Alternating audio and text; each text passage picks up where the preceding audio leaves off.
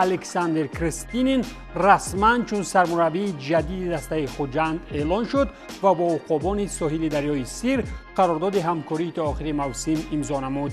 با ستاد کاری کریستینین در خوجند، مربی ایگور کودرنکو و مربی بدنساز کریل کریستینین به سری سرمربی پیوستند. این طایفه روس‌ها مگر که با عقابان بالوپری زیادتی پروازی میبخشند، البته که سر از موسم نوین خواهیم فهمید. صفی دسته فوتزالی استقلال را باشد سرمربی گرجیشان الکساندر زابیرادزه ترک نمود. این هم بعد آن رخ داد که استقلال در سوپرلیگ فوتزالی مملکت عنوان قهرمانی را دفاع کردن نتوانست و وقت رقابت‌های فینالی نزد سورا کمپانی پیرو واحیدوف کلاً عاجز و ناتوان مانده بود.